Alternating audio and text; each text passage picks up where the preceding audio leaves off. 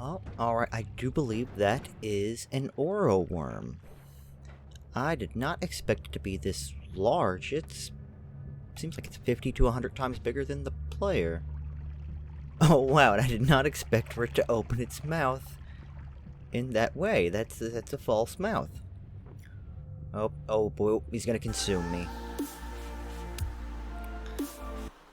Hello friends, today we're going to be taking a look at some of the most interesting and unique creatures in the More Enemies and Bosses mod. Going to quickly put on some immunities and invincibilities, because many of these creatures are quite dangerous and would 2 or 3 shot me given the chance. Let's hop on into it. So first we have the fungal abomination. They can only be found in the fungal caverns, which there are fungal caverns in the jungle. It is very worm-like, as well as somewhat spider-like in how it attacks. It has an insane amount of HP. I would estimate 3,000 to 4,000 at least. And can destroy pretty much any terrain at once. Normally it will just attempt to ram the player repeatedly. That does a good chunk of damage, and if I wasn't immune, it would kill me again in 2 or 3 hits.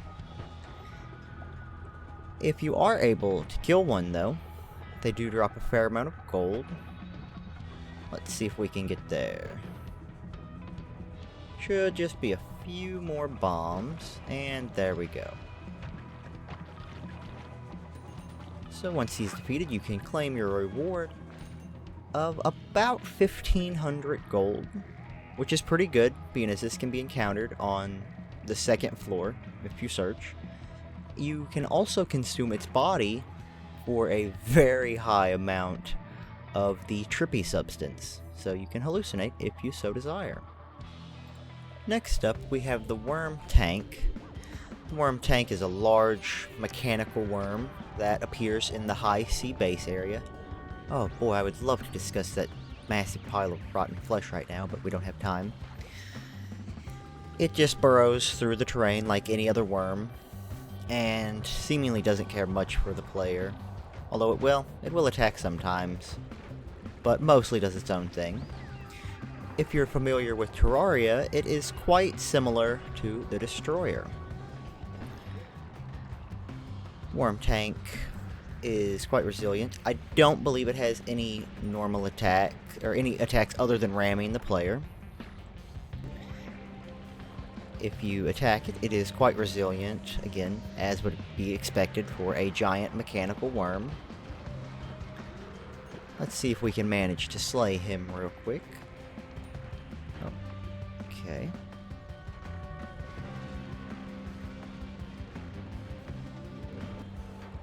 I would love to be able to give you an estimate on his amount of HP, but I'm sorry, I cannot. Looks like he gives a couple hundred gold. Not as much as I'd expected, to be honest. Oh, and there's also a vat of radioactive acid down here. Here we are in the work, quite far down, and there's one of the boys I was looking for. The kulu.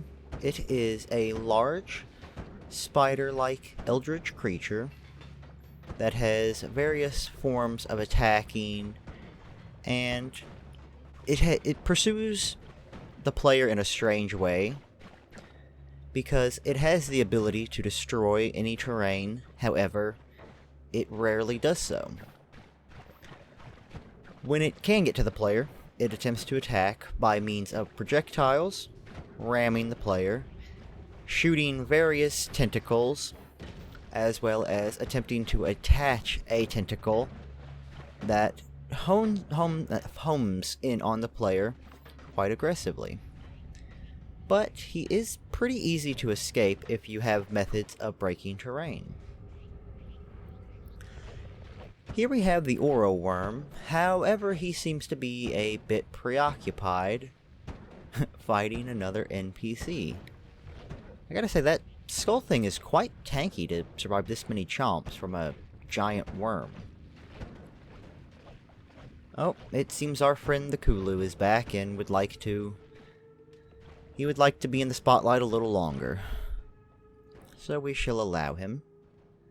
As you see, he doesn't track super hard, and he mostly just tries to stay on the outer edges of the area. When he does come in, you can just walk away pretty easily. Shoot this, and he'll probably come through this little tunnel.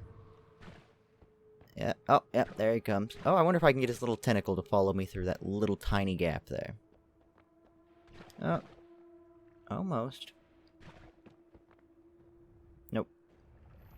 Nope, man, see, he's just decided he no longer wants to play with us. Alright, so here we are with the Oro worm. He won his battle. And as you can see, he behaves similar to any other worm NPC, other than the fact he unhinges his jaw to bite you, and seemingly has a force field around him at all times. I do not believe the enemies are trying to fight each other. I think they're just hitting each other when attempting to attack me. And this is quite a bit of worm blood. I hope the Oro worm survives this. Let's see. He's about half dead. So I'm going to turn off the invincibility to see just how much damage they do. Oh boy, wouldn't that have sucked if that ice just flattened me. So let's see. So the Kulu's projectiles don't do a lot. Oh, however, they do stun you. I can't physically move. Well, let's see if I can make it to the Oro worm even. And yeah, he didn't even have a chance to bite me. His force field destroyed me that quick. On a little bit of a lighter note, here we have the quinn. It is just a little simple shark-like creature that is mostly in the snow biomes, but I believe he does appear other areas. And all he does is make water and tunnel through blocks. It isn't directly hostile towards the player, in the sense that it won't seek out and attack you. However, if you do get in its way, it will ram you and do some damage. Once the quinn is slain, all the water that it produced dissipates very rapidly. However, the damage it did will remain, of course. But they are pretty cool nonetheless with the amount of water they produce. Oh, okay, well, the suspicious high C didn't want to be in the video, it seemed, and he chose to take his own life with what appears to be a chainsaw wand. Hopefully we'll be able to find another pretty quickly. And there he is. That is a suspicious high C. And, well, after his transformation, it is known as the parasite. Although, if we're being honest, it's clearly an imposter from among us. And one very unique thing about it is, as would be expected of the imposter, it will attack other high C soldiers, even when in its normal floating, suspicious state rather than its parasite state. And I believe they're meant to mimic the healers, just to troll the player into getting close to them. Here we have the Lesser Blood Knight.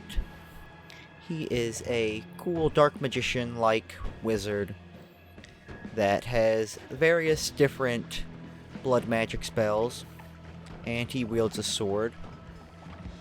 One interesting thing about him is he does not only aggro to the player, but also towards other NPCs in the dungeon.